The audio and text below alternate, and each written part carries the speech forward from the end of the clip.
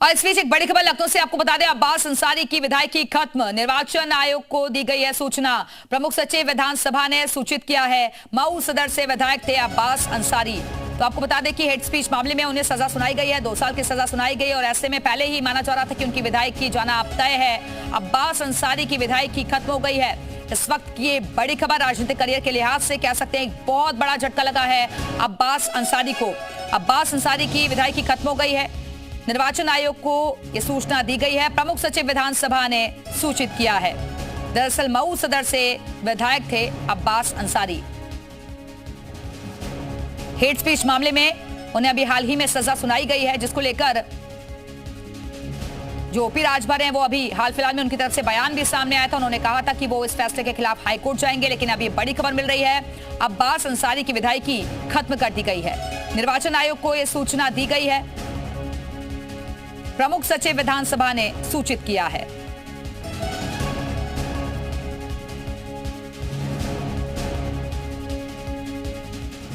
और इसी खबर पर और ज्यादा बातचीत के लिए हमारे साथ हमारे सहयोगी तुषार श्रीवास्तव इस वक्त लखनऊ से जुड़ गए हैं। तुषार, सजा के बाद विधायकी खत्म अब्बास अंसारी की।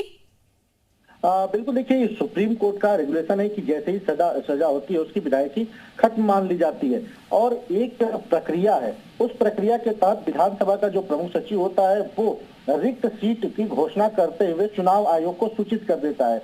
तो वैसे ही जो विधानसभा के प्रमुख सचिव यूपी के प्रदीप दुबे हैं, उन्होंने जो सीट है उसको रिक्त सीट घोषित कर दिया है और चुनाव आयोग को इसकी सूचना दे दी है। जबकि आज रविवार को छुट्टी थी, विशेष रूप से इसका कार्यालय खोला गया और उसका लेटर एक जो था वो चुनाव आयोग को भेज दिया गया है। अब चुनाव आयोग इस लेटर को लेकर उसके बाद यहाँ पे उपचुनाव की घोषणा जल्द ही करेगा। लेकिन अब ये साफ हो चुका है कि जो अब्बास अंसारी है उनकी विधायकी अब जा चुकी है और इसके रिक्त सीटों की जो जगह खाली हुई है उसके लिए सचिवालय ने, विधानसभा सचिवालय ने पत्र जो है वो चुनाव आयोग को भेज दिया। बिल्कुल तुषार, और राजनीतिक लिहाज से ये कितना बड़ा झटका कह सकते हैं अब्बास अंसारी के लिए, क्योंकि मऊ में और उसके आसपास के इलाके में बड़ा वर्चस्व इनका माना जाता था। बिल्कुल, देखिए एक समय था जब मुख्तार अंसारी है इनके परिवार का एक वर्चस्व बहुत ज्यादा था, लेकिन जब योगी सरकार बनी और जिस तरह से योगी सरकार ने माफियाओं पे नकेल कसना शुरू किया उसके बाद से देखिए तो मुख्तार अंसारी का जो वर्चस्व था वो धीरे धीरे खत्म हो गया। मुख्तार अंसारी की मौत हुई, उसके बाद अब्बास अंसारी विधायक बना, लेकिन जिस तरह से अब्बास अंसारी ने विधायक बनने से पहले जो 2022 में अपना बयान दिया और अधिकारियों को देख लेने की धमकी दी, उसके बाद हेट स्पीच मामले में उसके ऊपर FIR दर्ज हुआ और अब उसमें सजा हुई है, तो विधायकी तो चली गई है।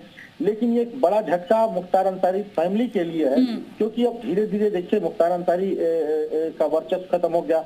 अब्बास अंसारी उसके राह पर था, मुख्तार अंसारी के उसकी भी विधायकी चली गई है, तो बहुत ज्यादा अब दबदबा इन लोग का बचा नहीं है आसपास के जिलों में। पहले था कि बनारस में, गाजीपुर, मऊ, आजमगढ़, इस तरह इन सब जिलों में काफी अच्छा खासा रसूख माना जाता था। जिसको चाहते थे वही चुनाव जीतता था, अपने परिवार के लोगों के चुनाव जितवाते थे।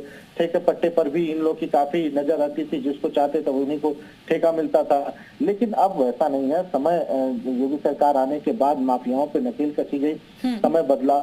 मुख्तार अंसारी ने जिस तरह से सजा काटी, जेल में रहा वो लंबे समय, उसके बाद वहां पे मुख्तार अंसारी की मौत हुई। अब्बास अंसारी आए, अब्बास अंसारी विधायक बने, लेकिन हेट स्पीच के मामले में उनकी विधायकी जा चुकी है।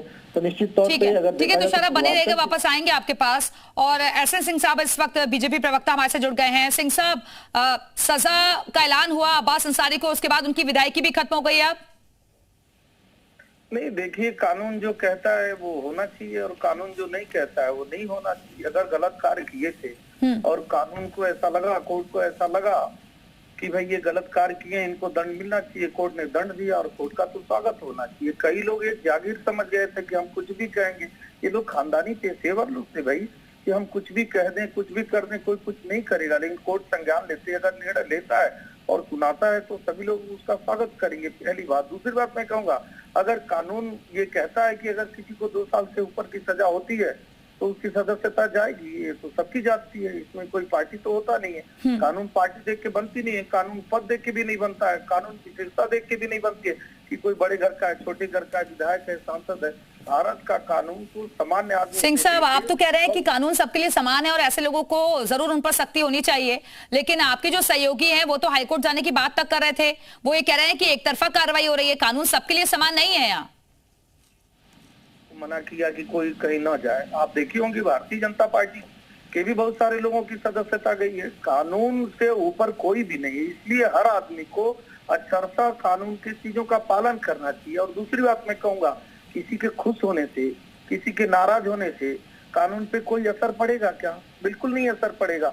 जब असर नहीं पड़ेगा तो हम मीडिया के ध्यान आकर्षण के लिए कुछ भी बयान दे दें, इससे कुछ अंतर होने वाला है? नहीं होने वाला है। कोर्ट ने सजा सुनाया है और उसमें प्राविधान है कि इतने वर्ष की अगर आपको सजा होती है तो आपकी सदस्यता चली जाती है। इसको चुनौती देने के लिए आप स्वच्छंद हैं, आप हाईकोर्ट का रुख कर सकते हैं, सुप्रीम कोर्ट का रुख कर सकते हैं, कोई मना तो किया नहीं है। आपने कानून की बात पूछी तो कानून सम्मत जो भी कार्रवाई हो रही है, मुझे लगता है कि किसी को भी उसका स्वागत करना चाहिए। और सबसे अंतिम बात मैं कहूंगा कि हर ऐसे व्यक्ति को जो समाज में रहता है, जो समाज को प्रभावित करता है, उसको कम से कम ऐसी बदजुबानी बात नहीं करनी चाहिए जिसको आदरणीय विधायक जी ने किया था। अगर आप अपने वोट को प्रभावित करने के लिए इस तरह की बातों को करते हैं, जिसको संज्ञान लेते हुए कोर्ट ने जो सजा सुनाया है, यह एक नजीर है, सभी के लिए नजीर है। मैं कहूंगा कि आप कोई ऐसी अमर्यादित आचरण, ऐसी अमर्यादित भाषा का प्रयोग मत करिए जिससे कि आपको इस तरह से कानून सजा सुनाए।